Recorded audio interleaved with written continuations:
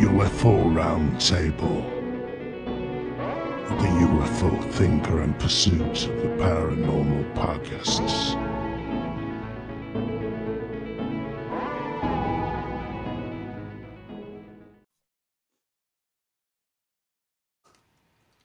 Welcome to this month's UAP Roundtable. We are actually a little bit late releasing this one due to reasons beyond our control. However, we are here now.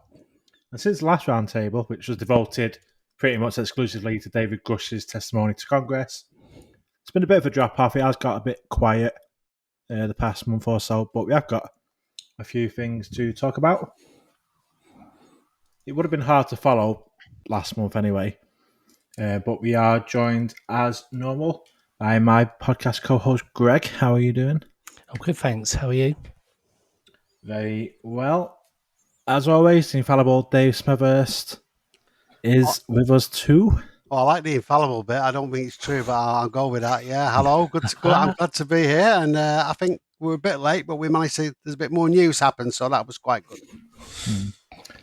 For sure, and to help us understand this murky state of affairs, we've also recruited one half of the Mechanism podcast.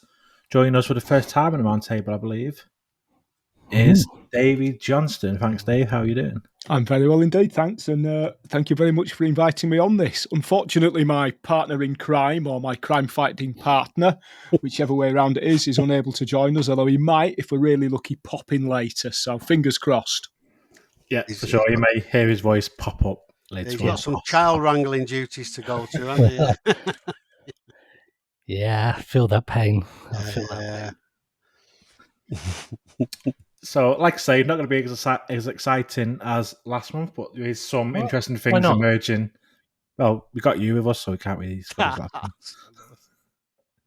Greg wasn't with us last month. I'll pretend I didn't hear that. Yeah, so some things have emerged last couple of weeks in terms of possible fight back from the forces in the US who do not want to see disclosure on more transparency or political manoeuvrings linked to this. So, we mentioned Dave Grush, and obviously last month, like I say, we had a big episode about the hearings and everything that he was saying coming forward with. And there has been backlash in August, which was basically born from an article from the Inset magazine from the ironically named Ken Kippenstein, who had alleged Grush had drinking issues, had suicidal ideation, and was institutionalized temporarily. Grush himself admitted this and said it was combat PTSD related, and he was happy to talk about it. UFO Twitter, UFO X, and others were rightly outraged at what was thought to be a deliberate attempt to smear David Grush, who is, obviously, as we know, a veteran. And Klippenstein said that he got the information from a Freedom of Information request, but that intelligence community members had told him where to look. So, obviously, there's a big outroar sort of afterwards, after all this happened. So, what do you make of this, and has this damaged Grush's reputation in your eyes? Dave, do you want to kick us off? Yeah, sure. Yes, very good. That, yeah, I mean, I think, there was lots of outrage on this. I mean, it was pretty obvious what was going on. There was lots of outrage from Ross, from Jeremy Corbell. I thought Corbell was a bit over the top, to be honest with you. He seems to have been a bit over the top since his hearings appearance, to be honest with you. So I think he could just dial it down a notch, because I, unlike maybe some others, quite have a lot of time for Jeremy Corbell, but I think he's a little bit over the top. Anyway, I'm getting sidetracked. I think it was sort of seen as a lot of the mainstream politicians were as well pretty outraged because of this big, rightly in America, this combat thing, attacking a veteran, PTSD, all the rest of it. So it's seen as a real obvious smear on a veteran, Now, I thought Grush handled it really well. He was open. He told everybody about it. He told people about it beforehand. And he said he wanted to discuss it to help other people, model sort of response. Then a few people said it was a direct IC leak. Now, Klippenstein came up, what a name, nice. I just think it's like a joke name, clipping things up and, and he's a monster, anyway. He tried to say at first he found it on the Freedom of Information, but this sort of collapsed because then he went on this Twitter space, if you remember, with Greenwald, who was going to hold it up as some great attack against Grush. He said, "Oh yeah, well the intelligence community actually told me where to look and all the rest of it." So he was just clearly a stitch up, so they tipped him off. So there was clear evidence of dirty tricks, no action taken as usual. Klippenstein was just a buffoon, really. He's a gutter journalist. And also, The Intercept, he said his motivation was because he disbelieved in the UAP story as well. And, I mean, what's that all about? Is he a journalist? What is he, or a comedian? He sort of... he said he liked to troll people. He then made up he'd been sacked and then laughed at everybody because they fell for his thing. Because he's a journalist, you would try and believe him, wouldn't you? So anyway, I think having him, and he was really humiliated if you watch him on the Breaking Points podcast with a proper political interview. You just come away looking like the silly little child he is, really. So, I mean, I think it shows a desperation of non-disclosure forces because they're finding it hard to discredit Grush. And I think using somebody like him, because if he's so verified by the ICIG stuff and all the rest of it, they can't really lay a glove on him. So you're taking this scattergun approach and seeing what fits. And I think it's a clear reaction to the hearings. They're definitely trying to derail the sort of disclosure train. There's a few other articles come out on peripheral things. They didn't stick either. It's weak pieces from the Washington Post and they're saying, where's the evidence when there is? Clearly, they didn't bother to look. So I think it's sort of backfired in the end. With key opinion formers have sort of said, well, we don't believe this, and they've sort of got behind Grush. So I think it's massively backfired. But what I would say is, it has got the message out in some people's eyes that he's a drunk, he's got mental health issues, and, he's gullible, disgracefully said because of his autism. He has got that message out on some level, but I don't think the people who it matters, it's really gone for. So that's my view. I think it was the weaker aspects of the fight back, the Grush going. It was pretty low blow. Yeah, for sure. Like I say, the when they say try to claim it was late, but then Klippenstein said that basically someone had told him the dates and the sort of the area he had to put these requests into to get this information. All very very underhand. Definitely for sure. Davey, let's come over to you. Yeah, I think there was a little bit of overreaction from what I would call the UAP supporting side of this. So Ross Coulthart was very quick to say that this was a deliberate attempt to leak his medical records, which due to HIPAA regulations in the US have to be kept confidential. Turned out that wasn't the case and that this had come through a Freedom of Information Act from the local sheriff. Coulthart then tried to walk that back a bit and say, oh, well, we spoke to the sheriff. The sheriff said there'd been no Freedom of Information Act request when in fact there had. And it just made me think very much of one of the things that Ross Coulthart is big on saying is assume a cock-up before a conspiracy. And he failed to listen to his own words in that instance. Because there are certainly, as Dave has said there is intelligence community at play and at work here in terms of directing Klippenstein to where to get that information.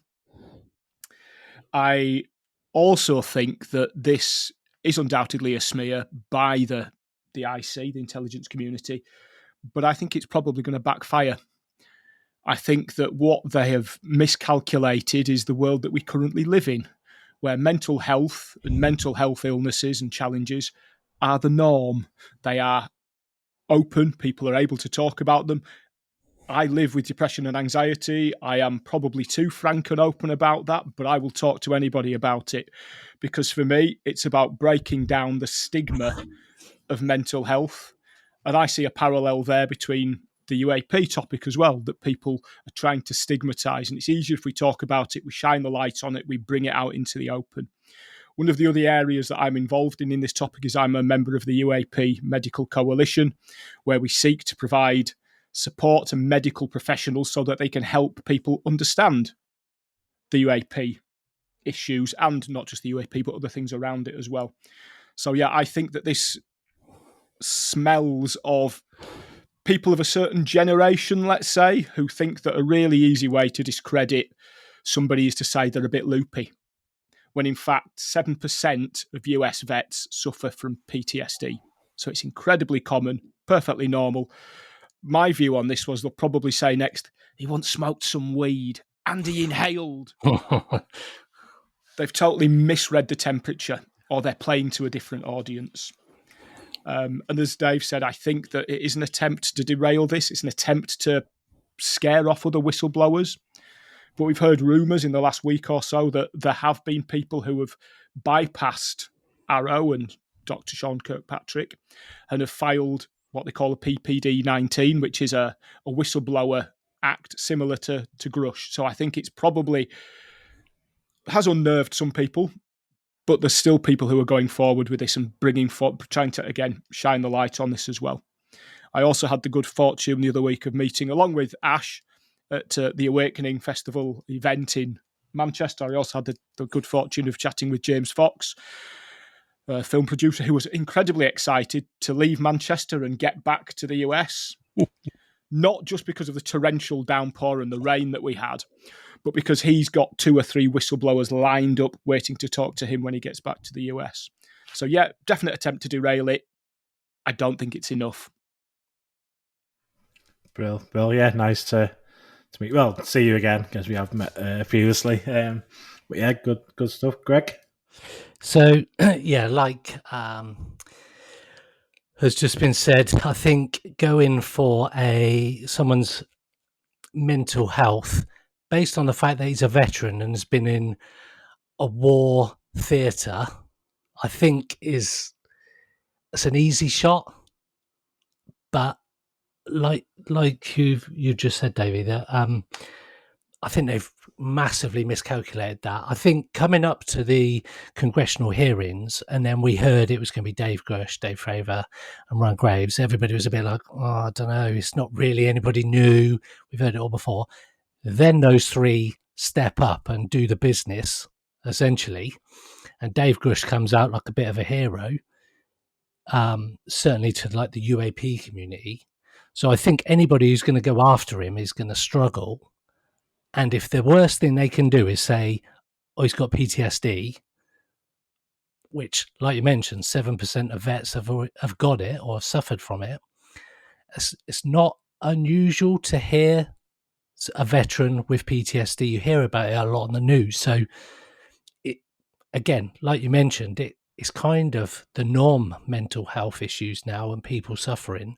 It's not a fringe thing. It's not something that people necessarily hide away.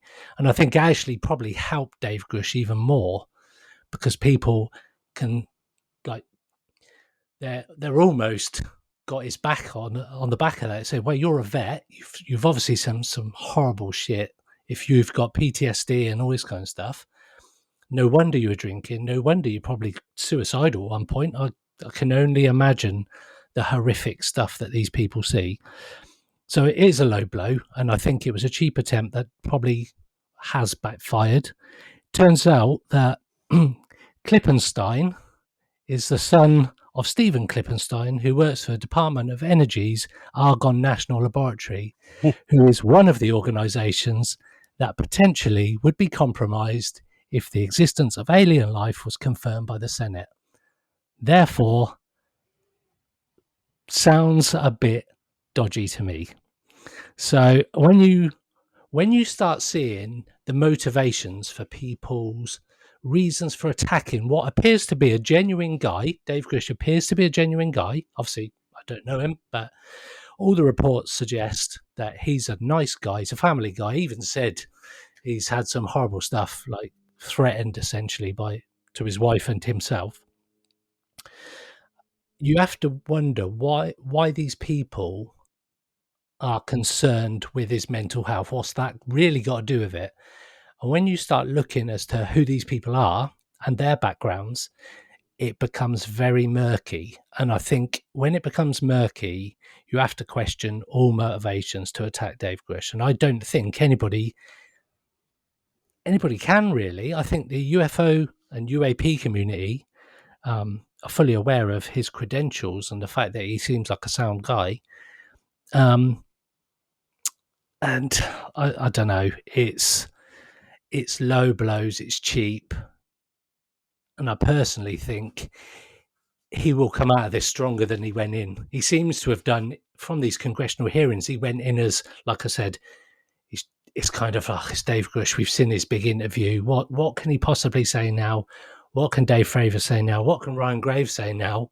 And then they sit there and everybody's like, holy shit. Ash is messaging me going, it's insane. I'm watching it. It's insane. And you just think, it's just a weak attempt. And if that's the worst they can throw at him, that he's got PTSD and he's a war vet, I think he's on to a winner, if that's the thing, really. But that's interesting because I didn't know the stuff about his dad, and I was going to mention Klippenstein and kind of like his motives, like why. So obviously, I think most of us never heard of him before. He's not really like a UFO like reporter or anything like that. You've got to think why would he do this? Why would he drag someone through the mud? What was his aims? Follow the money. Always follow the money. Yeah, that kind of answers that question if his dad is possibly somehow involved.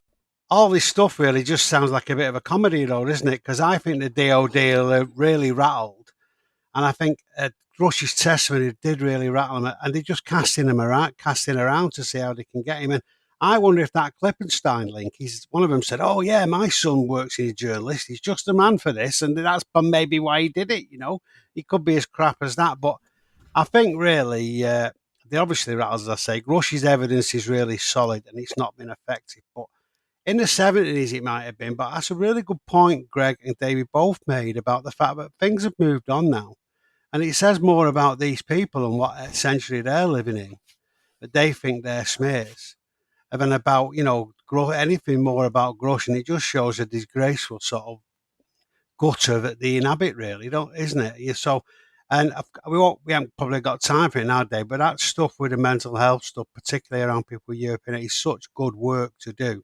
Particularly people that experiences and other people who, can't really tell the story. I mean, that's fantastic work as well. But essentially, mental health issues, as you say, are becoming, people will talk about. I'll talk about issues I've had if I need to, because the more you talk about it, the more people feel they can. But anyway, I think the point is it backfired because things have changed as well. So I think that's a really strong point. Brill. Got anybody anything else to add before we move on to our next topic? Nope. Cool. Well, we have a surprise guest. Not quite a surprise, but we do have UK UAP. Ash is in the house. How you doing, Ash? Yeah, good evening, guys. Yeah, all good, thank you. Finally here. Got my baby monitor next to me, so I have to rush off again, that's why. But no, thanks for having me. Looking forward to speaking with you guys. Nice one. Cool. So the next topic we're going to talk about is kind of on the same theme, is the hearings. And it's emerged last month, that the influential Mike Turner, chair of the House Intelligence Committee, has been trying to block any further public oversight committee hearings on UAP in Congress. Turner doing this makes it harder for those Congress people to follow up on a testimony. So it's kind of like a bit of a roadblock hitting kind of impasse that we're at the minute. So Tim Burchett leaked this, much to Turner's annoyance, but Turner had been doing the rounds saying he did not believe Grush and that there's no evidence. And this on its own infuriated UAP activists, given how clear the evidence was, and Turner seemed not to have read it. This was added to when it emerged that he received massive funding from Lockheed and other reference contractors and Wright-Patterson Air Base, home of some of the alleged crash retrievals, and is in his district. People began to see a big Department of Defense anti-disclosure rat at play. This mood was not improved when, whilst touring her constituency, Senator Gillibrand, who's kind of been a bit of a spokeswoman leader in this whole thing, appeared to laugh at what UAPs could be and say that they could have been drones and that Arrow was looking into it. All of this went down badly with the UAP community again and prompted fears that future hearings may be off in the Senate and that Gillibrand was maybe distancing herself from the issue, kind of the opposite to how she's been for the past 12 months. So, has the fight back begun? And is this going to be something that will succeed? Davey, what's your thoughts on this? So, Mike Turner is based in the same area that has Wright-Patterson Air Force Base, and receives money from Lockheed. I think you would probably be hard pushed to find a region of the US that doesn't have some type of military industrial facility. They are so widespread across the US. And some people would tell you that the reason for that is so that these companies have a means of exerting political sway over every region. If you have a facility in each state, you can exert a degree of power over the senators of those states. Or you can realise that most of these military companies, the likes of Northrop Grumman, Lockheed Martin, have been made up of, in some cases, 100 years' worth of mergers and acquisitions. So the very nature of global business means that lots of small companies are subsumed, are grown out, are bought out by larger companies. They close down the facilities they don't need, they keep the ones running. You look what's happened with banking in the UK, for example. We now have 4 or 5 banks. Same with their energy companies. You have 4 or 5 energy companies. That is the way of the world. Maybe there is more to it than that. I like a good conspiracy theory, but this isn't one I'm going to buy into. Sorry, I'll be too busy watching the chemtrails. So if we think about this, and this is one of my biggest concerns that I have about this disclosure movement. And I know we have this legislation that even the commercial aspects of it, the businesses have to declare whether they have any exotic or non-Earth origin materials. But it's impossible, in my opinion, to separate the commercial from the political. And I have my good friend Christian Thompson, aka UAP DB, UAP database. He planted this seed in my head because we started talking about the East India Company. And for those of you who don't know about the East India Company was set up from the UK by the UK Foreign and Commonwealth Office as a trade, as an industry, primarily to ship goods between the East Indies, the UK, and further afield. Ties right back to slavery, ties right back to empire and commonwealth. So when we think about, okay, the US government's been really smart here. They've stashed this material with Lockheed, with Northrop, with McDonnell Douglas, with SAIC, for example. It's not new. The Brits have been doing that for centuries, tying the commercial and the political together. I'm a bit of a Star Wars nut as well. What's the underlying theme in Star Wars? Trade wars. So I really do think it's going to be impossible to disengage the political from the commercial. And that's where I see this disclosure movement really stalling. And I get that pushback from the likes of Mike Turner and even that, chuckling laugh. And I think it was more of a chuckle than a laugh from Senator Gillibrand in that interview where she was interviewed within her own constituency. But yeah, I really am cautious about how anybody ever thinks in terms of disclosure you can untangle those two elements. Brill. Some great points, especially that stuff about all the trade stuff. I mean, it's money, isn't it? You got to always follow the money train, for one of the better word. Ash, do you want to bring you in on this point? Yeah, I'm not sure I have too much to add, really. I think Davey succinctly summed that up quite nicely. But yeah, I'd tend to agree with him on the point around, let's not jump to assumptions. I think you're right. You make a really good point there around the sheer amount of military bases across the whole of the United States and how they're distributed. I think it's all too easy when you're interested in this subject to automatically jump to conclusions and, find the conspiratorial link there. I think people do that because they are very invested in the topic, very interested in the topic, and it's easy to do that. But I think we do need to be cautious of that. But yeah, I think we are starting to see this is part of the pushback that everyone's spoke about, and I think we're starting to see that, and this is one element of that. This isn't really related to this, but I just saw something today around apparently some Roswell footage has been released as well of crashed balloons and things like that. It's like, well, why has that suddenly been released now? There's clearly a reason for that. The timing is just so suspect, and I think that's what we're witnessing here as well. We're just seeing lots more pushback from every angle, because I think they realise there's something feels different this time around what's being released and the witnesses coming forward. So yeah, I expect to see more of this happening over the coming weeks and months, and yeah, I guess we just have to wait and see what the next skeleton in the closet is they're going to try and pull out and try to deceive everyone with. But yeah, I think that's my take on it at the moment. Sorry, my mind's still in baby mode. So for sure. Greg, do you think this is the start of, I guess, like say, the pushback on all of this? Muted. Still muted.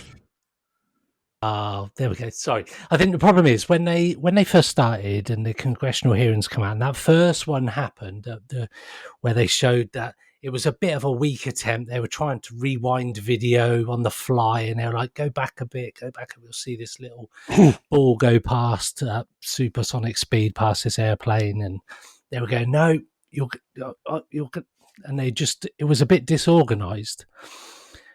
Then you've got Arrow coming to the forefront and Sean Kirkpatrick, and then his attempt. I don't know what he was doing in that briefing that time when he was sat in with Gillibrand and everybody. We were all discussing the fact that he just really didn't even want to be there, which put Arrow on a bit of a back foot, I think, at that point anyway. But then these congressional hearings took place recently with Dave Grush et al. And you've got people like, whether you like him or loathe him, Jeremy Corbell in the background. It was super high profile. You got AOC doing some of the questioning as well. She was questioning people. So you've got these high profile people around the hearings. Everybody was hyped up in the UAP community globally. I think everybody was super excited. And I think that was a massive turning point. And I think that caught a lot of the previous bunch of senators who probably were happy for this joke thing to go along, and we'll do all this. We'll just do this initial public hearing. We'll see what happens, and we can sort of not do it again because people will be laughing at it as they assumed people would be. But I think this particular hearing, I think, hammered them.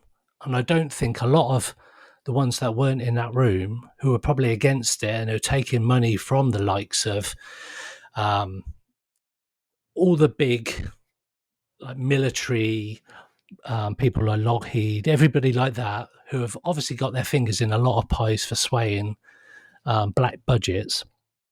I think it took a lot of them by surprise. And this is now them saying, oh shit, we've probably let this go a bit too far. There's a bit too much of instead of a ripple in the community, I think there's been a bit of a wave. So again, Dave Grush, they're trying to knock him, and then all these other ones going, oh, we're going to push back. I think they're too late. Personally, I think there's a bit too much momentum behind it now.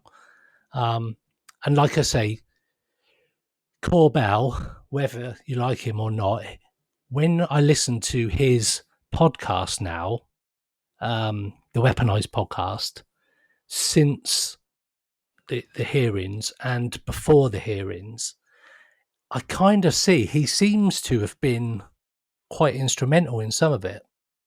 As much as I didn't like to say it, he does appear to have been a bit of a driving force, and they could have had Grush years ago. George Knapp could have. So I'm just wondering now if the powers that be and those in the know that don't want this to come out, it is their fight back. But I don't know if they're too late, personally. Dave, what's your thoughts on this whole topic?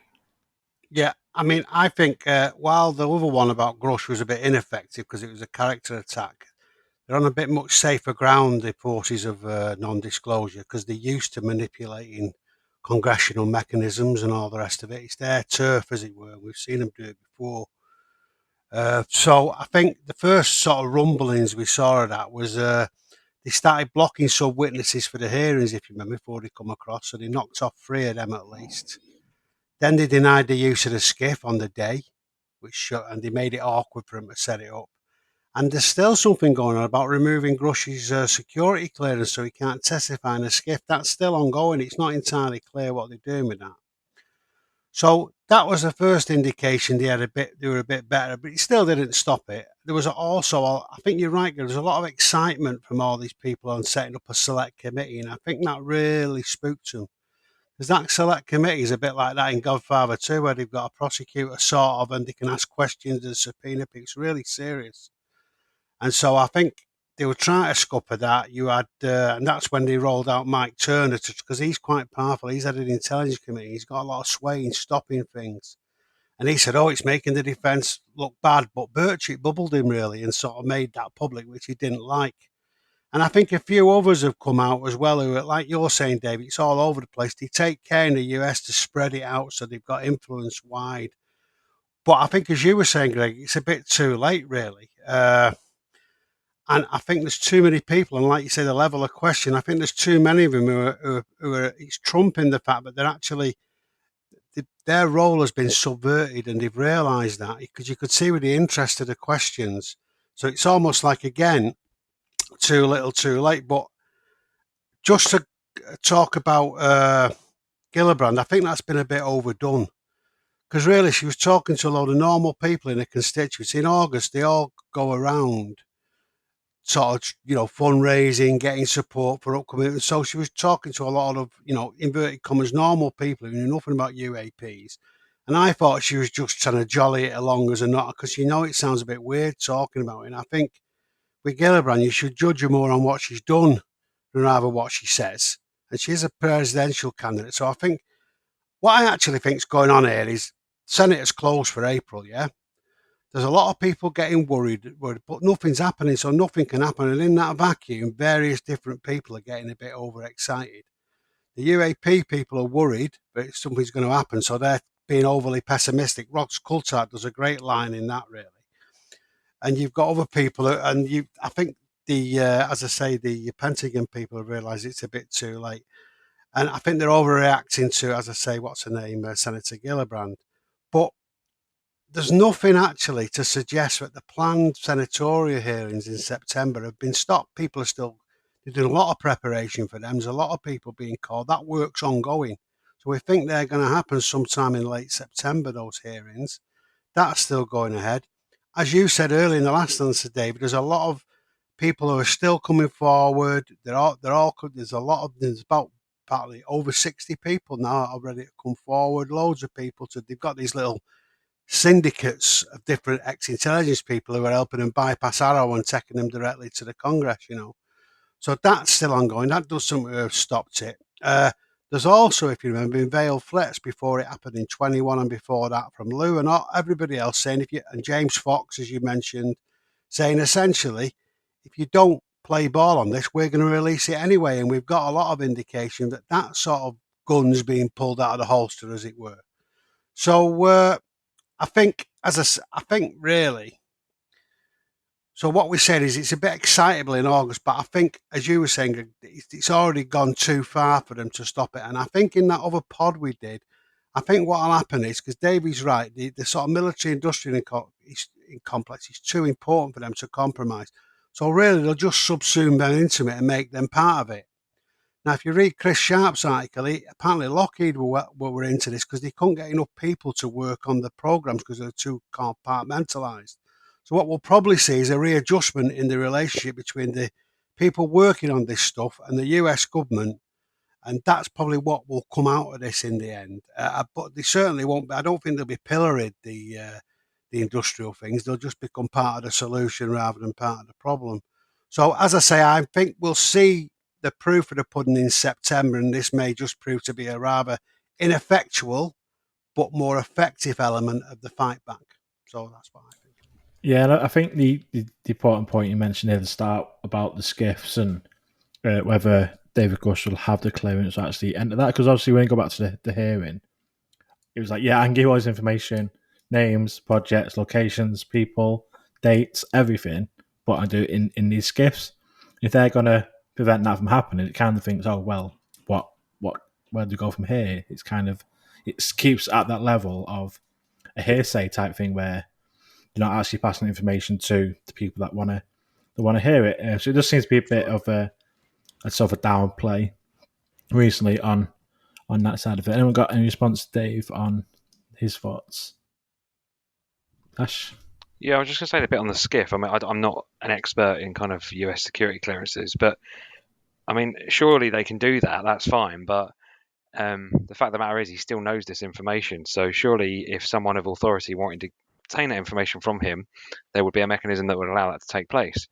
I don't see by removing his or revoking his security clearance, it would suddenly mean he can't talk about it. Yes, there might be a specific location he needs to talk about it in a skiff, so it is secure and it's free from electrical interference and it's all done officially, etc. But I don't see how that's going to prevent him from being able to divulge the information to the relevant people. It just seems like a feeble attempt at trying to silence him, in my opinion. But like I say, I don't know the ins and outs, but I do remember hearing on the Weaponized podcast, like you were mentioning, Greg, I'm pretty sure George Knapp and Jeremy Corbell said they'd been in a skiff, and neither one of those are security cleared. So there clearly is a way that people without security clearance can go into skiffs or provide that information. So I think that might be a little bit of a diversion we're seeing there. Yeah, it seemed pretty unclear. It's all a bit murky, isn't it, what it actually means? Because the implication was he couldn't talk about it to anybody because his clearance had been taken. And I agree with it. I thought the same as you, Ash. I thought, how does that work? So it's a bit murky. Like you said, he's just clutching at straws, really, aren't he, and trying to throw a bit of shade on. I mean, if anything, it's just going to make it harder for him to obtain work and carry on doing what he's doing, isn't it? It's just to frustrate him and make his life as hard as possible. I think is the real reason behind the revocation of security clearance or the attempt to. Yeah, I think Ash's point, though, is they are desperately trying to stop it. The other Ash, sorry, he's definitely trying to stop him taking it beyond hearsay. Because imagine if he would have gone at that skiff that day when he said, "Oh, I can tell you exactly." Do you remember he said that in the hearings? Then he would have reeled off the list. God, they must have all been really sweating at that point, didn't they? The people who want to keep it quiet. So I don't know, but it's small beer, isn't it? In the scheme of the things, it's only going to stop him temporarily, if at all. What I did want to say quickly is, we talked about whistleblower protection many roundtables ago, and the fact that whilst they can't be seen to be actively having a negative impact on these whistleblowers, this is probably how they will start to do it, that they'll block people, they'll start to bring out dirt on them, trying to discredit them. Rather than blocking them from future roles, they'll make them unemployable, essentially, and make them a liability just purely from their background and things that they've been through. So this could be the way that they're going to try and attack whistleblowers without circumventing the Whistleblower Act. So, well, if you remember, we said the profile will be older people who are near retirement or who retired for that basis, on that very basis. Yep. And that's probably what I would suggest we see. With people like Grush are very rare, who are so committed and brave, to sort of gamble everything and, for the truth. There's not many of them to the pound, I'll tell you. Anything to add, Davey? Not on that one, other than if you go to the DNI website on ICIG whistleblower information, there are some quite interesting timelines around the times in which they have to process an ICIG complaint, similar to that David Grush has done. With the first being that they do an internal agency review, which takes 60 days. It then comes out to an external review panel, and there's a further 270 days. So there are some timelines around these actions, and a lot of people are saying, "Oh, well, what's happened with his ICIG complaint?" And I don't think I've heard anybody ask Ross Coulthard or Jeremy Corbell or George Knapp if they know what the timeline is around updates on this whistleblower complaint. And I think that would be a really interesting avenue for further investigation and exploration. Yeah, really good point. That. Well, anybody anything else to add before we move on? So we kind of stick again into the same sort of area. Some news that's come out this week in fact, is the launch of a new website for the All Domain Anomaly Resolution Office, Arrow. It's got this brand spanking posh kind of website. So just a quick look on the front page. It's got a message on there from Sean Kirkpatrick, who is the director of Arrow. And it talks about it. Basically, it's going to be a website where military personnel can basically submit any sort of UAP kind of report to them through the website, which is coming soon. How long it will be before we see it, I'm not too sure. And what I thought was interesting is he mentions on here about civilian pilots as well, so that they have their own reporting kind of process through the air traffic control, which then gets passed on to them from the Federal Aviation Federal Aviation Administration. I'm not sure we'd heard too much about that in the past, where I will receive reports from the FAA. I'm not sure that's something I've not personally looked into too much, whether you guys have. I'm not sure. So what do you make of the website? Greggy, who had a look at it? I'm on it now. Interestingly, everything's coming soon, and where you try and submit a US government UAP related program stroke activity report, you can't. So at the moment, it's essentially not worth the paper it's written on. So I think for all the good it does and highlights it, the fact that it doesn't even work seems like another blocker that we go, look, you can report all this stuff. We'll give you mechanisms. You can go via a VPN, so we don't even know who you are to begin with. And then you go on there because you're all of a sudden you go, right, I'm fired up. Grush has done his thing. Fravor's done his thing. Ryan Graves has done his thing. Let's do this. Go to press the button and lose your bottle because you can't do anything. And I think that kind of seems to have summed up Arrow from day one. It promised the world and slightly under delivers. Slightly. It's a lovely little website. It's a lovely website, nice and clear and basic. Unfortunately, it just don't work really. And I don't know if they list any telephone numbers or an email address you can send something to. I'm just having a look now. No, basically, it doesn't even tell you. I'm just going on the FAQs. How can I share information with Arrow?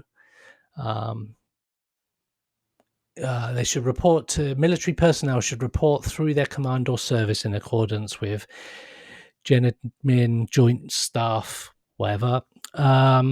Civilian pilots are encouraged to promptly report UAP sightings to air traffic control. I can't see them doing that. And general public will announce when a reporting mechanism is available for use for others. So at the moment, the website is practically useless because it doesn't tell anybody anything different than what they would have to do through their line of command anyway. So it's all noise to me. I'm taking a leaf out of your book, Ash. I'm being very pessimistic about it all. Who wants to go next? Who wants to talk about the website, Davey? Yeah, I first of all think it shows the sort of the disdain with which this has been treated shows a terrifying level of, dare I say it, arrogance. I don't know, pardon the pun. Very good, Davey. The first time I tried to get onto the website, it locked me out, and I spent 40 minutes trying to get into it, Ash. I think I'd just been locked out, so sorry for that reference. No, I think it's awful. My 10-year-old daughter could design a better website. It's clearly been pushed along. What I would suggest anybody to do, if you're in the website now as you're listening to this, which of course I know everybody will be, go to the search box at the top and type in the word retrieval. So crash retrievals is a big topic. It's what David Grush has been talking about through his whistleblower ICIG complaint. It links to 2 PDF documents, but you can't access them. both pages have been subsequently removed. So they sit there somewhere, and there's somebody far better at website penetration than me could probably get there through a SQL injection or somewhere like that. There's techniques for finding these pages, but yeah. So that tells you everything you need to know about it. The website itself is just an absolute joke, isn't it? Designed by a 10-year-old and put together by a 4-year-old. And that's not a criticism of young children. It's just that they're far better than we are. Perhaps, again, this is a reflection of the people and the generation and the age of the people that we are coming up against in this topic, and that they are slightly far removed from reality, let's say. The other thing I would say about it as well is there's been news recently that the Deputy Secretary of Defence has now taken a more prominent role with Arrow, a lady by the name of Kathleen Hicks, and she said that she believes that transparency is a critical component of Arrow's work. She's committed to sharing their discoveries with Congress and the public, and consistent with their responsibility to protect critical national defence and intelligence capabilities. But just nothing there, and I think she's probably jumped all over Kirkpatrick and team and forced this to happen, probably much to the chagrin of a certain Mr. Ron Moultrie, who was the previous reporting line for Dr. Sean Kirkpatrick. Ash, you got something to add, I believe, on this? Yes, so Davey was saying about the PDF documents. I've literally I've just managed to find them because somebody, luckily, when that page was obviously live, has archived it on the Wayback Machine, which is a really good website for finding websites that are no longer active or the pages have been deleted. And it's actually a PDF document looking at it. And I've seen pictures of this on X or Twitter, whatever we want to call it these days. But it's basically a slide deck for the US Defense Department and the UAP mission by Sean Kirkpatrick. It's unclassified level, but it's interesting why they've removed it. But it's basically the slide deck. I don't know if people saw some screenshots of during the week, but people were talking about this sphere clip art that was used or something. It was like an object. It was an object that was in the bottom right hand corner of this document, and it was stock imagery basically. But it talks about UAP signatures and all that kind of stuff. So yeah, it's interesting why they've removed that. What's in that document that's they don't know, no longer want on the website, or perhaps there's some errors in there. But it is actually, you can actually find it on the Wayback Machine if you type in the internet the full address. That's showing the link dead to. So yeah, that's just interesting why they've removed that. I'll have to have a proper dig through it now we know it's there. But yeah, in relation to the website itself, I agree with Davey. I think it looks really basic. It's like the worst website wireframe ever. It literally looks like something out of the 90s. I mean, yeah, that's meant to be a professional site from the US Department of Defense. It's pretty shocking. One thing I did find of interest though is if you go right down to the bottom, there's a big logo that says Veterans Crisis Line, which is great, helping veterans through crisis, mental health, etc. But why have they had to make it so prominent? It's almost like there's that subtle subliminal link to, oh look, David Grush has got mental health problems. If you're on this website, it's clearly because you've got mental health problems, and it's that. I don't know. Maybe we're jumping to conclusions here, but it seems interesting. I've checked on a couple of other US Department of Defense military websites, and I can't see that on there. So it's interesting why they've decided to put that on there, bearing in mind their core mission and the actual whole idea behind the website. They haven't even got that bit sorted yet, but they've had the thought of, oh well, we should put the veteran support logo on there. So I don't know. Maybe I'm just a bit cynical, but I just found that instantly suspicious when I looked at it. If you look at stuff over the years, I don't think the governments and the people that set up all this stuff do anything by accident. I think there's a lot of it is controlled. They control everything. Like they've not got that submit button. They put so probably somebody's scrolling all the way up and down to see how else they can contact. They come across that button, like you just say, Ash, and they go, "Oh shit, maybe I won't." I mean, I was laughing at that because I thought that you'd probably be quicker ringing them, but it would to try and go through Arrow to try and report something, wouldn't you? Given most of the people are veterans, you know what I mean? Absolutely. I mean, I did it. You might be right, but I'm not doing anything by accident. But they really are. I mean, this I always see with wearing big red shoes and driving a clown car that explodes when it gets into the ground. This lot because they're absolutely useless. I mean. The reason Kathleen Hicks is involved, she should have been involved 6 months ago. I heard that spokesman said, "Oh yes, it's great. She's really got an eye on it. She should have been there 6 months ago." And it's that embarrassing but she's had to dive in and maybe, because it's just pathetic, isn't it? I mean, basically, we've had the accusations of slow progress, but it's particularly embarrassing that they've got a website that's not up and running 18 months after it was mandated. Absolutely ludicrous. And they've basically been having a laugh, sticking two fingers up, or one finger up, I suppose, in the States, everybody, and saying, we're not doing it. It was on Moultrie's desk at Christmas, apparently, and what's he done since? And then it was embarrassing after Kirkpatrick started to complain that whistleblowers were circumventing him and not going forward because people were being nasty about him. And in fact, they couldn't go anywhere because the website wasn't up and running. How ludicrous was that? It's absolutely pathetic. You can get a website up and running in a few minutes nowadays. Exactly. Even I could do it. It's not like back in the old days where you used to have to webmasters and all that kind of stuff. Like you mentioned, Davey, kids can put a website up in probably minutes nowadays. Well, we have AI as well. You can literally tell it what you want it to do, and it will create a basic template, and it looks 10 times, 100 times better than that. So, no excuse. But so last week it was launched, and it's got a mission statement, a vision statement, and all the rest of it is stuff that are just from his old slides. I recognised every one. People were getting excited about that.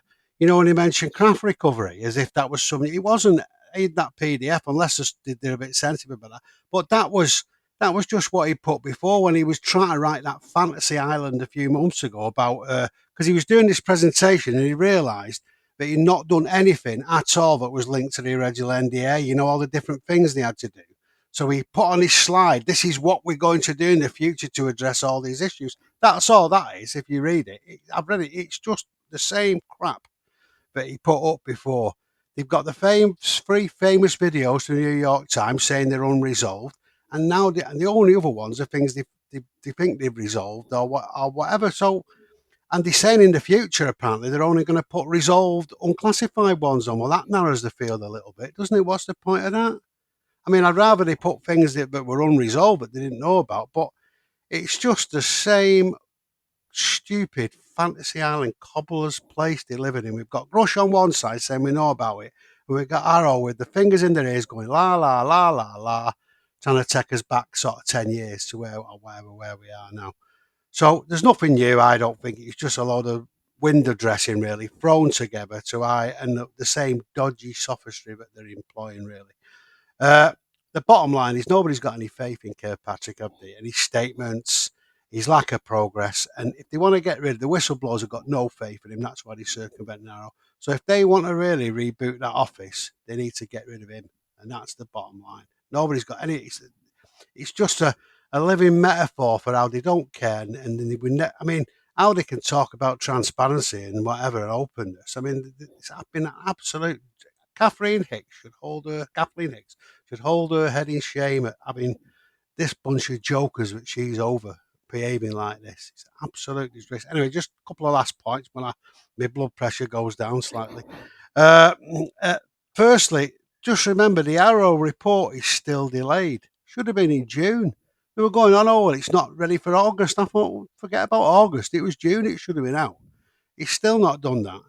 And I wonder why this is. Is it linked to Grush's testimony and he can't keep up this cobbler's line of no evidence of whatever, NHI craft, because that's crucial.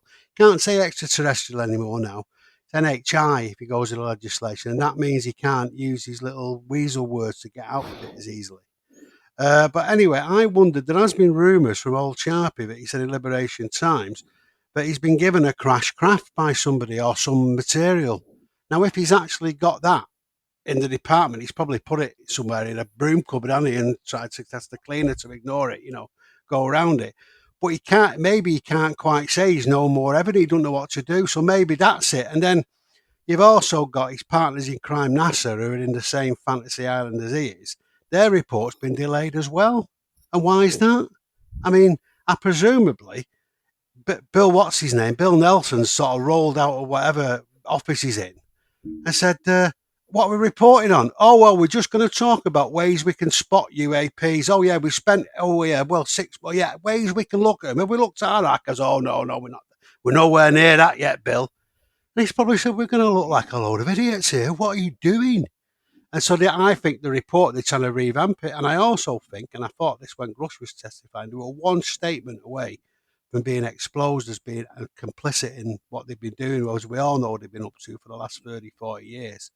I thought, and I think they've realised that if they put a report out, some nothing burger report, they're going to look stupid if something comes out. So both these organisations are in some sort of stasis, truth stasis, because they dare not say anything, because whatever one wrong step and they'll be exposed as the charlatans they are. So so I really enjoyed the new website, as you can tell, and I really I thought it was the only thing is, I suppose, forget about us, they have got a website and that does raise the profile. So that's, while I'm being very negative, the fact of its existence is, I suppose, a positive for people who aren't that much into it. So there you go. That's my stunning review of their website. No, I think Dave's been abducted. Been shot down. But yeah, I think I don't like what he's talking about. Disconnect. Yeah, I think that was quite unanimous across the panel regarding the Arrow website. One thing I did notice is if you scroll down to the bottom, you go on the Education and Resources tab. The trackers. You got space object trackers, ISS tracker, aircraft trackers, balloon trackers, satellite trackers. Where am I going? At the very bottom. I think that's quite a good idea, though. I think that's quite good to have that, because you probably do get a lot of people that just jump to conclusion, go, it must be a UFO, and they do no due diligence or actually an investigation themselves. And like these basic little tools can actually go, well, actually, is a satellite, or is at the ISS passing or something. So I kind of get their point on that. They only want the quality reports, and you want to try and filter out the crap, don't you? Really, and anything that is going to them, you want to make sure first and foremost, well, have you done your due diligence before we investigate it? So I think that's a good idea. Balloon tracker's a good one, actually. Yeah, I'd not heard of that one before. No. I wonder how fast they got that up. Faster than the website, I expect. Hey, I'm back now. How far did I get to, lads? Where did I finish? We saw you get abducted through the window, and that was it. Yeah, that's right. Yeah. No, did I finish? Was I going on about NASA? Did you hear that bit? Because I was talking to myself. All right. Well, you probably heard the best of it then. I just had to be sedated then. A load of medics run in and sedated me after. And that the bit you might not have heard me say was that at the end of it all, at least it's out there for the public. So for the people who aren't informed, it's probably good visibility. So I did have one positive remark in a sea of negativity. Sorry about that. Yeah, I mean, we're just talking about the trackers that are on there as well. As someone who I investigate in UFOs on a weekly basis, when reports that come into UFO identified, and these are all tools that we use as part of, it's like the basics. We have a checklist we go through, and we'll check all of these different types of programs for each sighting. I guess, like you say, Ash, about weeding out the good ones from the ones that are the space station, whatever. But it's kind of, to me, it's interesting. It's on there. I think it's kind of like, is it them just saying, "Yeah, this explains it all," rather than like, don't. I was thinking that this just explains everything. It's that subliminal kind of like thought planting again, isn't it? But then also on the flip side, is it also the fact that they're a small department, they literally don't have the resources to thoroughly investigate stuff, so they kind of want you to do most of the investigation before it gets to them. So yeah, it could be either of those, couldn't it, or a bit of both. I think they can't be bothered employing anybody else because they might actually find something. I think that's more accurate. Don't look too hard, boys. Don't look too hard. No. That's what I mean. They didn't even record him, did they? The nuclear. Who was it? Salas, the nuclear. They had to ring him up and ask him for his notes at the interview because he hadn't recorded it and he hadn't taken him. How pathetic is that? And I can only think they didn't record it because they didn't want to have any evidence of anything they didn't want to investigate. That's the only reason I can think for that. Absolutely useless. It's almost scandalous. It is scandalous, to say the least. If that was the UK politicians and all this was kicking off, you can imagine what PMQs would be like on a Wednesday afternoon. Keir Starmer would be going ape shit. Get the popcorn out. Yeah, I would tune into that specifically. I listen to the PMQs a lot, and then go at each other. Any excuse, but this would take the biscuit. I think it would really be something to some sight to behold. That would. We should maybe do that at Christmas. Do some sort of sketch, a Prime Minister. Yeah, Sean Kirkpatrick question time. Yeah. Sean, do you believe what you were saying? Yes or no? Anyway, I can think of a few now. Right. So moving on to something completely a little bit different. This is a couple of weeks old now, as we're recording this. But very interesting, I guess, a few days occurred from Peru, as there was reports of attacks in the Amazon jungle in Peru on terrified villagers by reported 7-foot aliens floating off the ground, attacking villagers, wearing shiny suits with body armor, and trying to abduct villagers, including a 15-year-old girl. The story was taken extremely seriously by the Peruvian media. Some videos emerged, some very interesting videos, and the Navy recording to restore calm. Shortly after this, the local police blamed it on the local miners wearing jetpacks, trying to scare villagers off their land. It paints quite a picture. Some gold miners with jetpacks and guns or whatever the hell they've got on them. So, what do we make of this? It has kind of gone a bit quiet since it kind of happened a couple of weeks ago. But what's the panel's thoughts on this? Was it a total hoax? Is it, as they say, is it these gold miners with jetpacks, or is it something a bit more sinister, Dave S? Right. Okay. Well. Right. Let me calm down from the website now, and I'll be trying to give you. Well, the first thing is there has been over the years in the Amazon cases of miners intimidating the local population and trying to scare them from the land from the mine. They mainly do it on water, and they do that sluicing of water on the banks of rivers. But there's also been a long history of reports of these strange creatures operating in the Amazon jungle from a lot of different people from Brazil. This is Peru, but it's all linked via the Amazon. So it's also true to say the villagers are all armed. They don't scare easy, and they normally fight these these people when they come and scare them. They're not stupid. They don't go, oh my God, So, but I think in the videos they were actually terrified. They were scared to death, and as I say, they don't scare easy.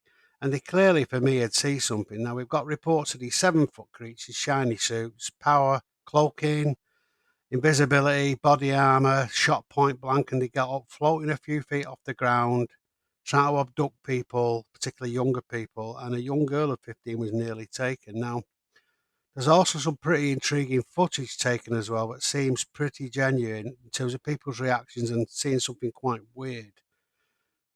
The point is, I cannot see anybody in the deep Amazon jungle rolling around in a jetpack, can you, at ground level, flying around? Not without being turned into mincemeat very quickly. There's no chance. I think it's just absolutely ludicrous. And when I heard the explanation of these sort of crazed cartel sort of influenced jetpack flying sort of miners, who are all highly, mostly uneducated, hardly got any money themselves, and are just basically slewing a load of what I thought, there's no chance. And it was quite obvious when they were talking, but this ludicrous story of these jetpack miners, which sounds like some sort of game from the 80s, was just concocted to fit the reported facts. That's for me. Now, as you know, I like the crypto stuff, and it took my eye because it fits a load of factors of the crypto profile: the suits, the floating off the ground, the cloaking, all these things. I won't go into it now, but for me, it does fit a definite profile over what's going on now. But even whether you think that's right or not, clearly something for me sort of prosaic has gone on, really. And I think if you look at the crypto profile, what tends to happen when you get these sort of appearances, it's when the homes or the habitat of whatever these others are, who are living there. The theory is they're living underground or wherever in these isolated places, the jungle being a good place to do it. When they get disturbed or something happens, then they come out and start taking it out on the local population or whatever, behaving in this manner. Now, I think something disturbed them. I'll shut up in a minute, but I'll just finish this bit. There was apparently, which hasn't been reported, a massive military exercise going on in that part of the jungle. It had Brits, Americans, loads of different South American armed forces. A massive exercise at the time down there, and that was reported by a fellow called Timothy Alberino, who did a brilliant program on it on Jimmy Church. Now, I know Jimmy Church isn't to everybody's taste, but he does do some good interviews, and this was one of them. And so I wondered if something else, something had disturbed whatever this was in the jungle and they'd sort of come out. Or, and this is probably a bit too conspiratorial, whether there was some sort of operation being mounted against them. And this was the consequence, because it does seem in South America, you do get reports, unlike other parts of the world, like Calaris and all that, where there's more violent action taken by whatever seems to be down there. So for me, something happened. It fits the crypto part. I don't believe the explanations. I'm not saying I don't believe, I definitely believe it, but I just think it's too convenient the way it's been explained away. And so for me, I think there's something to it, and I find it particularly interesting because of my interest in the crypto profile. So I admit my bias there. Ash. Let's go to Yeah. you. So when I first heard about this, I instantly thought of you, Dave, and thought that is the crypto profile right there, because I'm interested in this as well. I also thought, as someone been watching The Mandalorian too much, because there's a lot of jetpack, there's a lot of mining going on. So yeah, there's a bit of a Star Wars link there as well. But no, getting back to the seriousness of it, I mean, it's just preposterous when you start looking at what it would take for this explanation to actually make sense. I mean, these jetpacks, yes, they exist, but they're not exactly easy to use. You need to be quite proficient with it. You need to have the training. That's not even mentioning the cost of them. They're hundreds of thousands of pounds, these bits of kit. Then you've got to think about the fuel. The fuel's not necessarily easy to obtain. You're talking about jet grade fuel, aviation fuel. Are you really going to have that in the jungle? Then, like you mentioned, Dave, actually, the practicalities of using this bit of kit in the jungle, the terrain is not the right terrain to be using it. The risk of you just shooting off and going straight into a tree, and it's just bonkers. So yeah, I don't think the jet, it was miners using jetpacks. Do organized crime groups that run some of these mines potentially have the means and the funds to do it? Yes, they might do. The big cheeses, the main players, but the average person digging the mines aren't going to, like you were saying, Dave. They can barely rub two things together themselves, let alone buy a jetpack. So yeah, it just makes no sense to me. And when we're talking about the actual witnesses as well, these people, yes, they live in remote locations, but they're not like an uncontacted Amazonian tribe. They know what's going on in the world. They have access to the internet, mobile phones. So it's not like they don't know what they're looking at. It's not like they've never seen a sci-fi movie, or they've never seen a human being wearing a suit, or they can tell the difference between something that's normal or something that's a bit out of this world. So I think we need to give them a bit more credit as well. And like you were saying, they seem genuinely quite scared in some of these clips as well. And you've got to ask yourself a question: what reason do they have to lie? These people lead a simple life. What are they getting out of this other than more hassle, more grief, and more emphasis on probably what is already a tough place to live anyway? And I think it's really interesting how it kind of was a big thing, and then the lid was put on it really quick, and suddenly other news got in the way, and nothing's really been said about it, which I find really interesting. And to touch upon your point, Dave, around what was actually going on, what caused it, if these are the others or the crypto terrestrials, we're going to refer to them as, which is very speculative, but if it is them, how do we know that the miners haven't been attacked too? Because they're not exactly going to report it, are they? Because they're doing illegal, they're carrying out illegal activities. So perhaps they've been digging into areas they shouldn't, and it's provoked this reaction. That's another theory potentially. I don't know, but yeah, I'm with you on that, Dave. Something's a little bit fishy here. I certainly do not prescribe to the explanation that's been given at all. I think it's ridiculous. Davey, you two have just convinced me. I came into this thinking this is just another distraction. We're in that pushback phase. We've seen with the smear campaign against Grush. We've seen with the sneaked out video of Gillibrand giggling at the topic. And with them, we had the MH370 video, which Ash and I have talked about as well. Just absolute bonkers, distraction. Look at the bright, shiny thing. Don't pay attention to what's really happening. But you two have actually done a really good job there to make me stop and think a little bit. So the cost of a jetpack is about $300,000. So expensive, very expensive, hard to fly, hard to fuel. If you have access to a $300K jetpack, do you use it just for scaring the locals? There are better ways to scare them. You just simply go in and you kill two of them. Yeah. There is a long history in South America of, so the name that these aliens were given by the locals was Los Pelacaras, which is the face peelers. And there is a long history of gangs, of syndicates involved in mining, in drug trafficking, in people trafficking in South America, taking somebody, cutting the face off and dumping them in a river. You can find stories about Los Pelacaros going back 10, 15 years, normally written by people from a religious support group locally that's having to deal with the aftermath of this and deal with the support to people. So there's definitely easier and better ways to scare somebody than be flying through the air. But what I really love, and this speaks to something in me that I'm still not sure about, is that we have this idea that this is almost like a primeval, a folkloric type story and legend. And yet the way that the head of the tribe described them was as the Green Goblin. So just as you were saying there, Ash, about they have access to modern media, they do. And the way that the modern media informs the myth-making, the storytelling, I find really interesting. I think there's more for us to understand there about how we view and interact with the anomalous and the unusual, and how we use modern media to create that frame of reference. I think that, for me, that's what this story tells about us as people and our interactions with those things we don't understand. Greg? I don't even know what to add to that. All three of you are just... I don't know. Do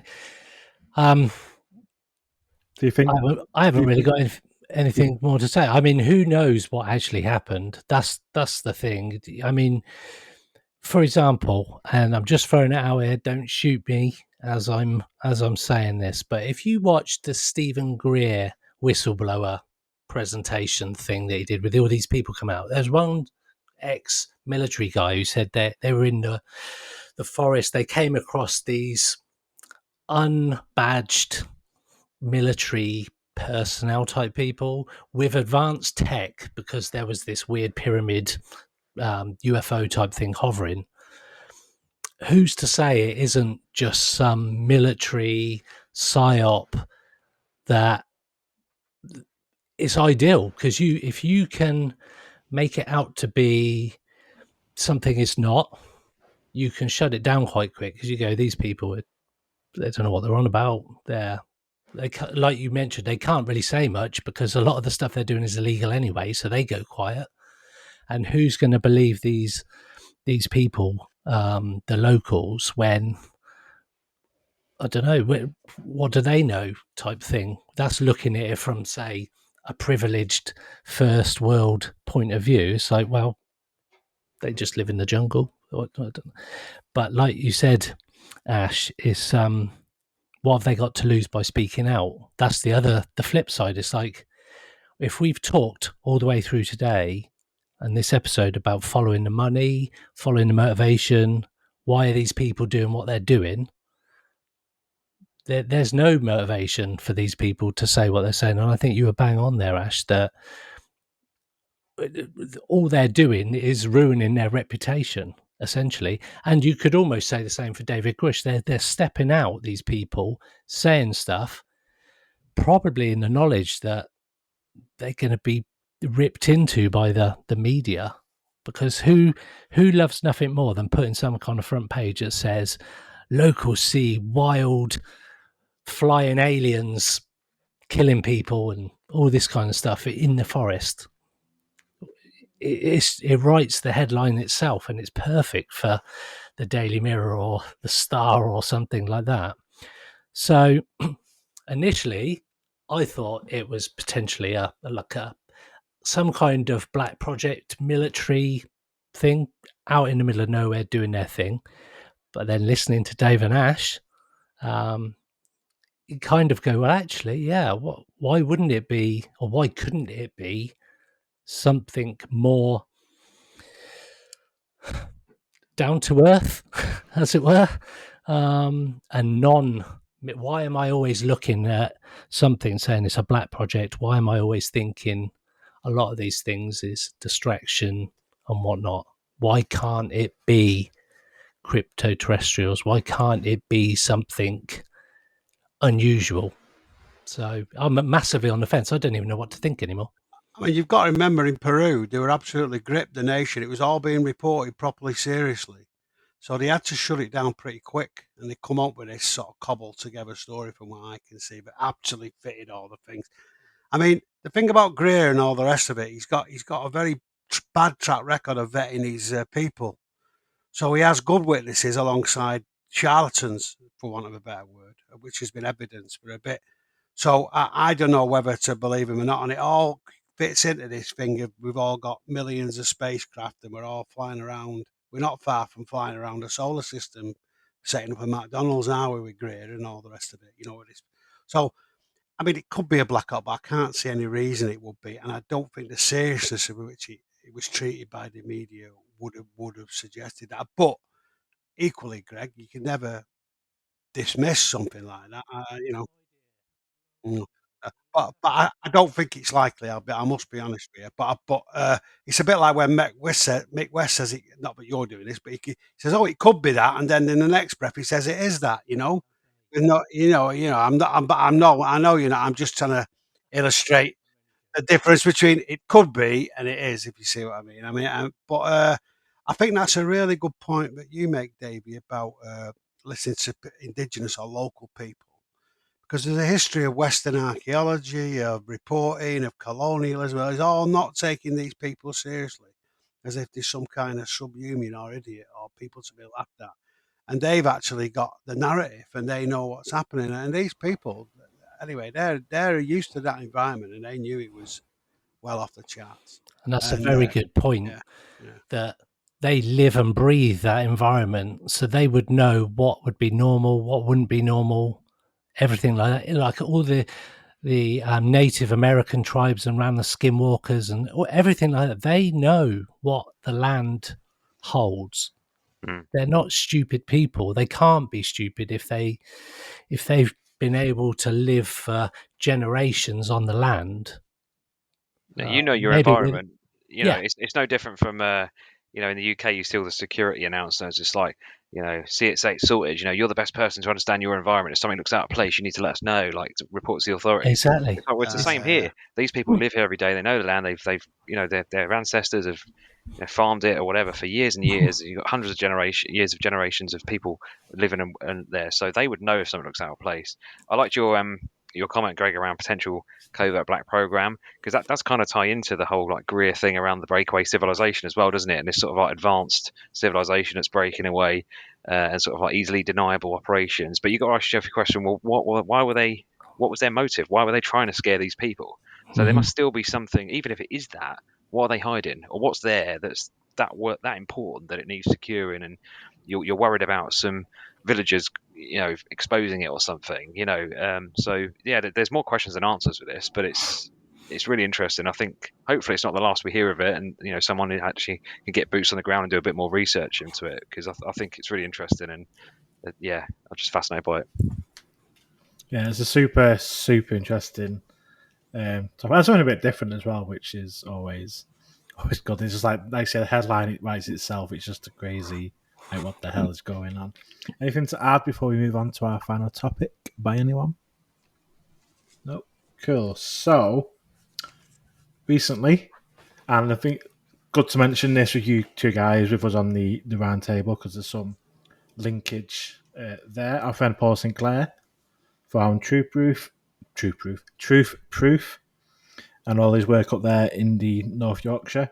He's finally released his documentary Wolflands, available on Amazon and from the Truth Proof website. He's been working on this for quite a few years. Obviously, it's based on all his research he's been doing for many, many years before that. So this documentary, Wolflands, talks about UFOs, cryptids, paranormal, and basically mainly around dogmen and other strange things in that part of Yorkshire and the East Yorkshire coast and the Yorkshire woodland, the forest up there. you two guys were on, you recently did an episode about big cats in the UK, and you also touched a bit on dogs and hound, like these horror hounds, and so that have been reported for hundreds of years, really, which does link into some of the stuff that Paul Sinclair talks about in the documentary.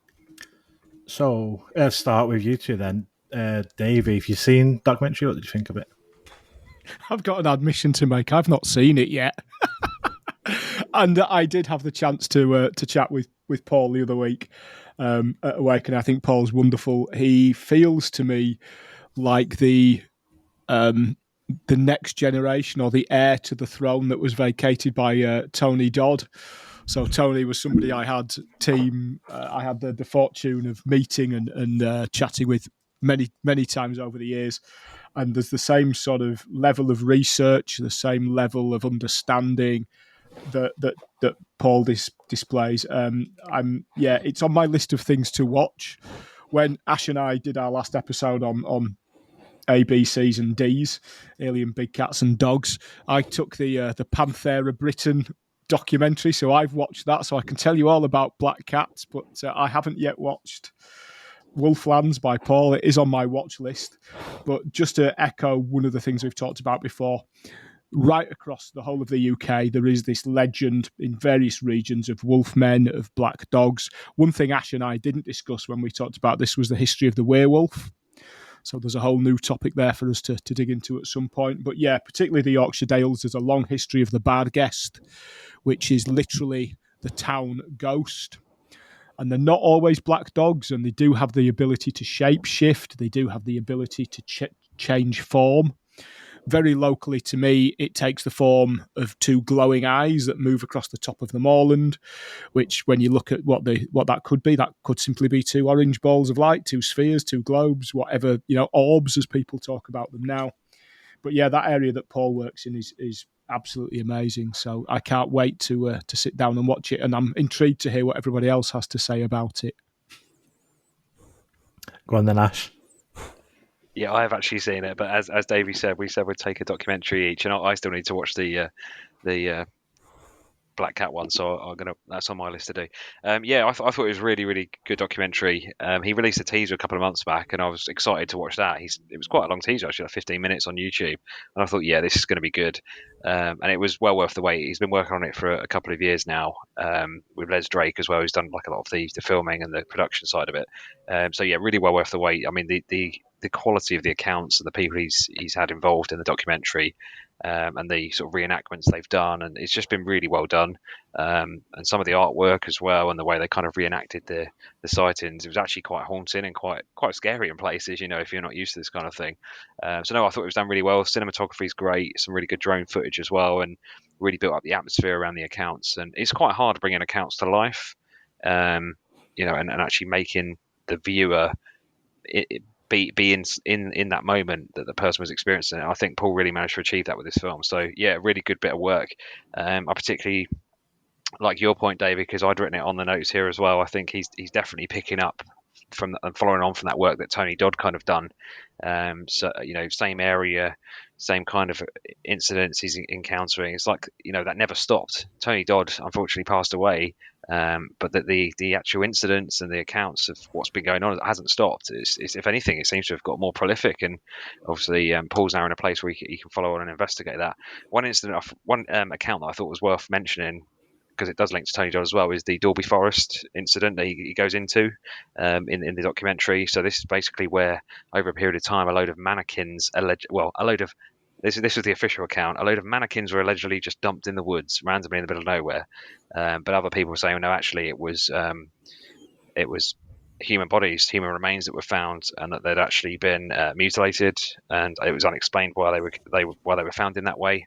And allegedly there was some sort of cover-up with the government, and the military were involved, and the local coroner kind of confirmed that yes, there were people that were found here over a period of time. So I don't know too much more about it. I need to reread Tony Dodd's book, but I remember reading that in a book years back, and I just thought it was interesting that Paul Sinclair's now looking back into that, because we always talk about the US and all the cover-up and everything that's going on over there, but I'm pretty certain there's probably a lot going on over in this country as well that we're just maybe better at keeping the secrets.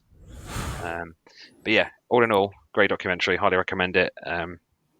Yeah, get out there and watch it if you haven't. Yeah, I mean the mannequin stuff it's creepy as fuck, and like you say, like what Paul says in the documentary as well is, if it happens once, maybe like someone can see a bit of like an arm and report in the police come and it's a mannequin. Yeah, fair enough. But I think it was 7.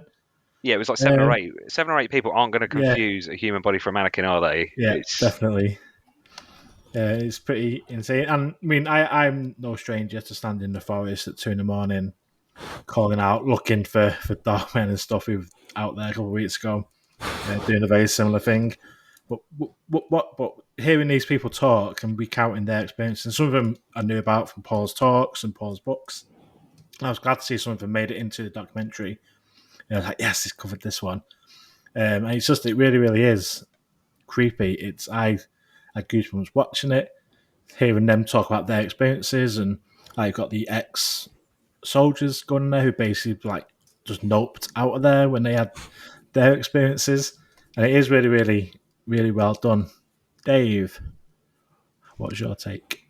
I thought it was really, really good. See, a lot of these films can be hit and miss when you see these films produced. They don't really like a storyline, or it's just not very well put together.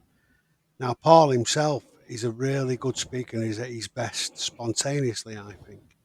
And he's not quite as good when he's rehearsed, but he got that balance right in this film perfectly of his excellent storytelling plus the connectedness of the story. So I thought it was great. It was like the other guys have said, it was well filmed. It made sense. You got a sense of the history of the land and the myths, and as well as the specific cases and the sort of journey around that bit of Yorkshire is really weird now. So he's really effective.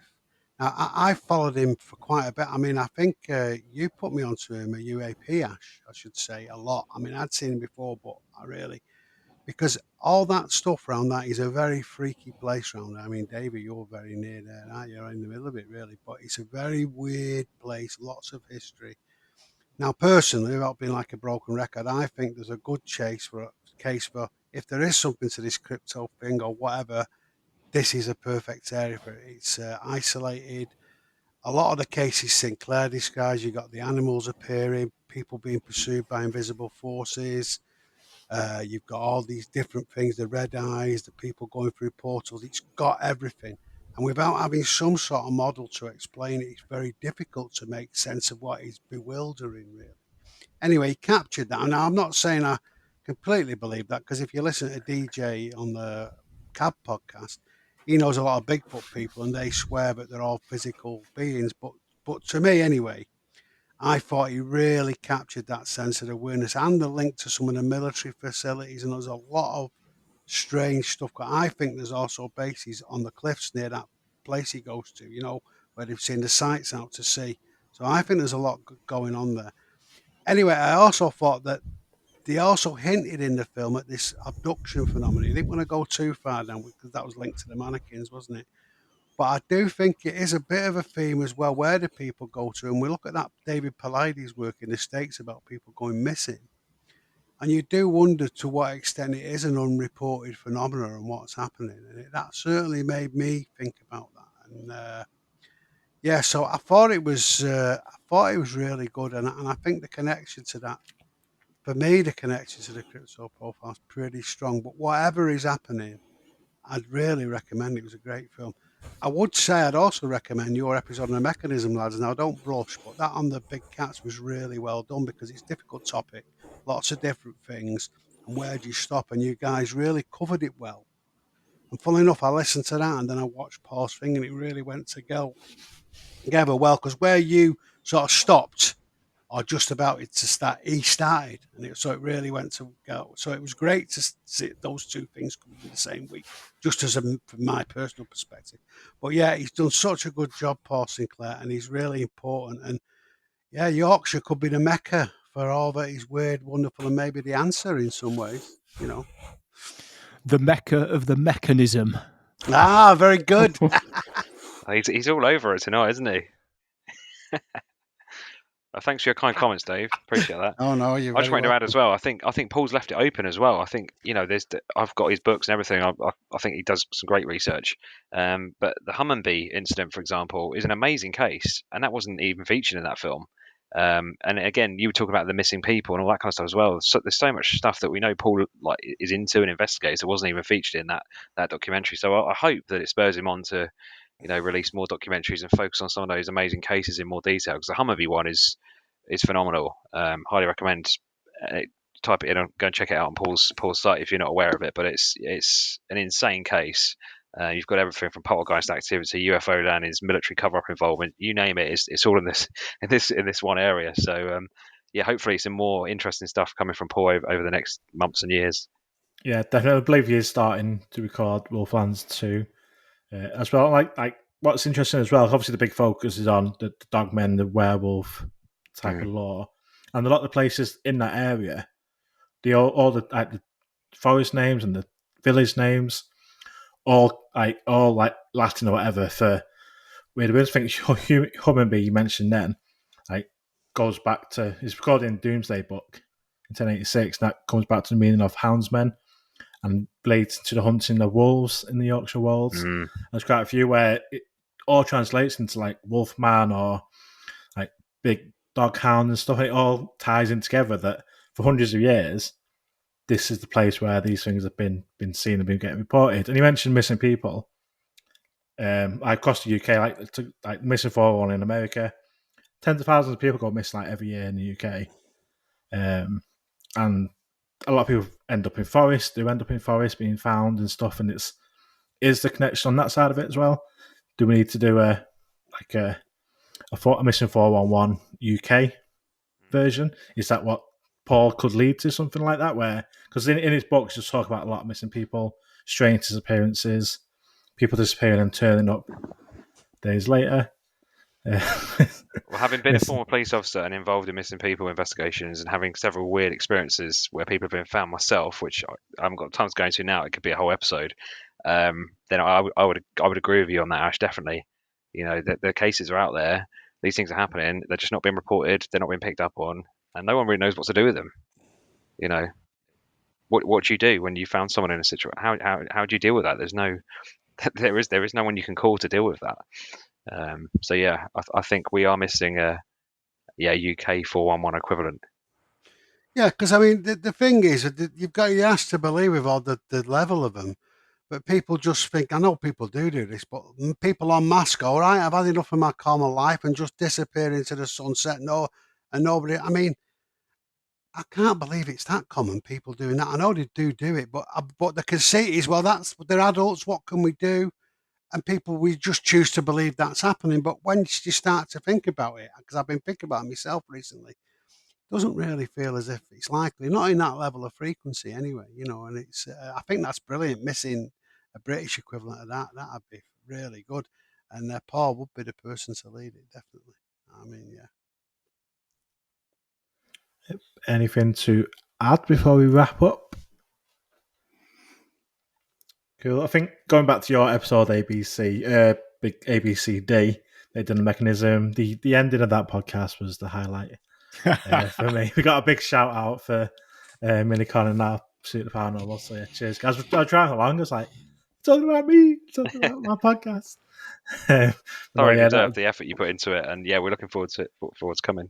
Absolutely, I just echo that. We are huge fans and followers of both the Minicon and Pursuit of the Paranormal. So we're fanboying it up here, joining you. So thanks, guys.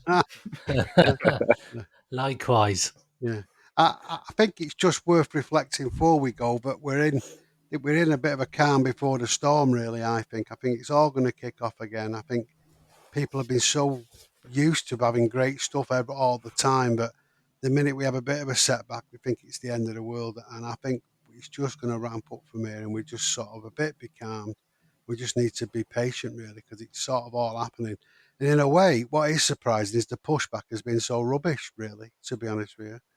And so I think there'll be many on the round tables to come. I think we'll be reporting on different things. I don't think it'll be a straight progression. It'll keep exponentially increasing, but I do think we will start to see that progress again. And it's all tied to the Congress. That's the key for me. That's the only key that will unlock the door of secrecy on me. Amazing. So, as we wrap up, Davey and Ash, do you want to plug your podcast a little bit? Where can we find you guys and what you're called? I'll let Ash answer that one. He's always better at giving out the podcast details. Before he does that, though, I will just say we done our last episode was on ABCs. Our next one is going to be on 1, 2, 3s. I'm not going to tell anybody any more than that, but you can start trying to guess and work out what we're doing in terms of 1, 2, 3s. Ash, over to you, mate. Yeah, so if you did want to check us out, we're on all the main podcast platforms, The Mechanism. If you want to reach out to us on X, I keep calling it Twitter, X, we're at The Mechanism Pod, and you can also email us as well, themechaniSmPod@proton.me. Awesome. Well, thank you, guys. Ash, you've been on before, but thanks for joining us again on the round table. Davey, great first time, and we hope to have you on again soon. Davey, Dave, as always, it's been a pleasure. It's been great. And can I ask, if people aren't sure about the crypto thing, myself and Greg did a Pursuit of the Paranormal episode a couple of weeks ago, and it sort of goes through it also. If you're not sure about it, you can listen to it there. I only wanted to, not that I just thought people might find it interesting. That was a really good episode. I can vouch for you, Dave. I think the way you structured it and everything, it was really, really good. Thoroughly enjoyed listening to that. Oh, thanks for on that. My dog walk through some scary woods. Yeah, and thanks a lot. That's really good. Nice one. Yeah, and Greg, I shall see you later. All right. Where can you find me? No. Okay. All right. Oh. Okay. We've got an episode of a program coming up that we filmed about a week ago, which is coming out in the next week or so, about Delamere Forest and CE5. Excellent. Interesting. More forest connections. Love it. Mm-hmm. Which also has had a lot of dogmen reports for going back to Roman times. So very interesting. Wow. Yeah. So looking forward to that. Don't worry, we'll spam it out. So Nice one. Well, until next month, we shall see what happens in the next few weeks, and we shall see you all later. Have a great evening. See ya. I really enjoyed it. Thank you. Cheers.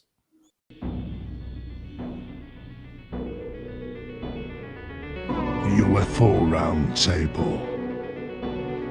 The UFO Thinker and Pursuit of the Paranormal podcasts.